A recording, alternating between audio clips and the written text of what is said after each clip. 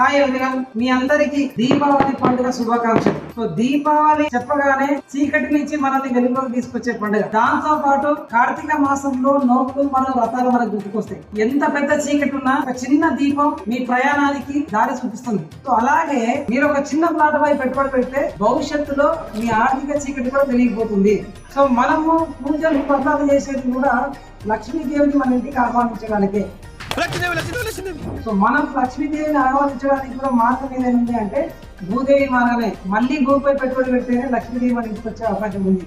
మీరందరూ కూడా ఫ్యామిలీతో కలిసి దివాళీ పండుగ సంబరాలు చేసుకోండి. దాంతో పాటుగా భూమిపై పెట్టుబడి కూడా పెట్టండి. మీరు ఈ రోజు వెలిగించే దీపం కొద్ది గంటలు మాత్రమే వెలుగునిస్తుంది, కానీ మీరు ఈ రోజు తీసుకున్న నిర్ణయంతో పెట్టే భూమిపై పెట్టుబడి మాత్రం మీ కుటుంబానికి తరతరాలుగా వెలుగునిస్తుంది. మరి ఎందుకు ఆలస్యం? నిర్ణయం క్షణకాలం మాత్రమే, ఫలితం మాత్రం కలకాలం ఉంటుంది. Once again happy Diwali and I wish you all the best for your family. Good luck.